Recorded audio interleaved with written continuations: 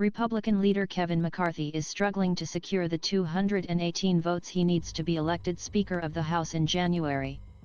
Because voters this month handed the GOP a wafer-thin majority, just a small bloc of conservative rebels could deny the California Republican the Speaker's gavel at the start of the new Congress. Already, several McCarthy foes have declared they will not vote for him under any circumstance. He doesn't have the votes, said Representative Andy Biggs, R. Arizona, a leader of the Conservative Freedom Caucus. Some of the stages of grief include denial, so there will be some denial, and then there'll be the stage of bargaining where people are trying to figure out will there be some kind of consensus candidate that emerges. Idaho's put McCarthy in a precarious position. He won his party's nomination for Speaker while fighting for his political life. In this game of chicken, if the Conservatives don't blink and McCarthy refuses to back down, it could result in a chaotic floor fight with House members taking multiple votes for Speaker, something that has not happened in a century. Here are other examples throughout history where the Speaker's gavel didn't come easy. 1855 to 56, the longest Speaker election ever, December 3, 1855, started like any other opening day of a new Congress. The House was called to order at noon and the chamber moved to the first order of business, electing the Speaker. But there was no favorite for the job. 21 candidates received votes for Speaker on the first ballot, with none getting the majority needed. There was no choice, the Congressional Globe printed that day. The House held 3 more unsuccessful votes for Speaker that day before adjourning just after 2 p.m. In the weeks that followed, the House was in gridlock as no candidate could clinch the votes needed. It was not until the 133rd ballot that Representative Nathaniel Banks of Massachusetts was elected Speaker of the House, defeating Representative William Aiken of South Carolina by a vote of 103 to 100. The date was February 2, 1856, 2 months after the first Speaker vote.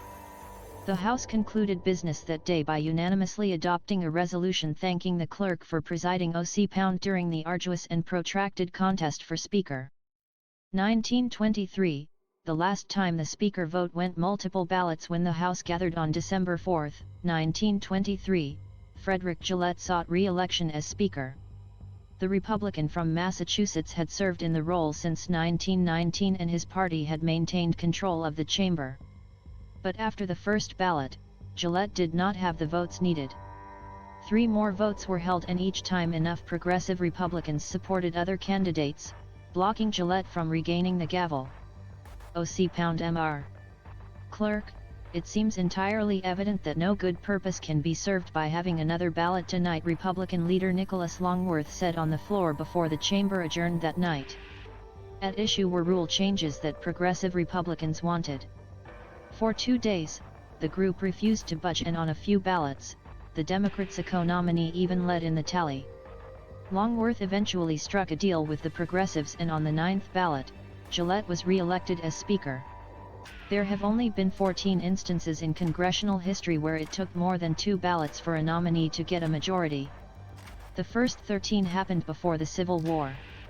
The Civil War established this norm, where the parties agreed to air their dirty laundry in caucus but then to coalesce around the party leader, whoever got a majority in caucus, said Massachusetts Institute of Technology professor Charles Stewart, author of the book Fighting for the Speakership, the House and the Rise of Party Government. 2013, conservatives plot coup against Boehner. In 2013, the Tea Party movement that had swept Ohio Republican John Boehner into the Speaker's office turned on Boehner himself.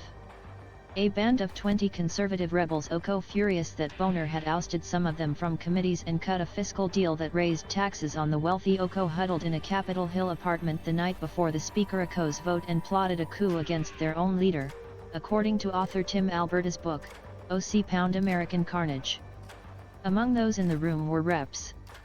Thomas Massey, RKY, Raul Labrador, R. Idaho, and Tim Huelskamp, Arkansas, Alberta writes. Republicans had won 234 seats in the 2012 election. If 17 Republicans opposed Boehner, they argued, conservatives could prevent him from getting the 218 votes he needed to remain Speaker. But some suspected there were Boner spies in the room, and the conservatives began pointing fingers at each other, according to Alberta. Labrador said they actually needed to secure 30 dissenters because Boner would surely be able to flip some of those no votes, telling the group, "We need 30 to get to 17 because half of the people in this room are going to cave tomorrow." Labrador was right. When their names were called on the House floor the next day, some involved in the plot got cold feet and did not vote, voted present, or cast their ballot for Boner. In the end, only 12 Republicans refused to support Boner. 2 years later, Boner suffered 25 GOP defections in the Speaker vote, the largest number of defections in 100 years, but he would easily win the Speaker's gavel with 216 votes due to a number of members missing the vote. Democrats had attended the funeral of former New York Governor Mario Cuomo, and several other lawmakers could not get to Washington due to bad weather. In September 2015, Boner announced his resignation, after a conservative rabble-rouser, Representative Mark Meadows, filed a OC-pound motion to vacate the chair that would have forced yet another floor vote on the unpopular Speaker. 2018, How Pelosi put down a rebellion. Typically, when a party retakes the majority, the minority leader will have a clear path to the speakership. But in 2018, after 16 years in power, Nancy Pelosi faced a rump rebellion from a new generation of Democrats who wanted her to step aside. The week of Thanksgiving that year, 16 rebels in Pelosi's Democratic caucus signed a letter announcing their opposition to her as Speaker. Other Democrats who did not sign contemplated challenging Pelosi for the job. OC-pound days. We head toward the 116th Congress and reclaim our Democratic majority. We believe more strongly than ever that the time has come for new leadership in our caucus, wrote the 16 Democrats, including Reps. Tim Ryan, D. Ohio, Kathleen Rice, D.N. Y., and Seth Moulton, D. Mass. If her foes held the line, they would have enough votes to block her on the House floor. But Pelosi, who calls herself a OC-pound master legislator and vote counter, was only getting started. The first female Speaker of the House began picking off her opponents one by one. Pelosi huddled in her office with one potential challenger, Representative Marcia Fudge. The Ohio Democrat would later endorse Pelosi and be named chair of a subcommittee overseeing elections. Pelosi also won over Representative Brian Higgins, D.N. Y., by vowing to prioritize his Medicare proposal and work with him on infrastructure. And she secured support from a handful of holdouts, including Representative Ryan, who challenged her in 2016, by agreeing to a deal on term limits for the party's top leaders. In the end, 15 Democrats broke with Pelosi, a dozen voted for other people and 3 voted present. But it was not enough to block her from serving a second time as Speaker of the House. OC-pound every 2 years, we gather in this chamber for a sacred ritual, she said upon accepting the gavel. OC-pound under the dome of this temple of democracy, the capital of the United States, we renew the great American experiment.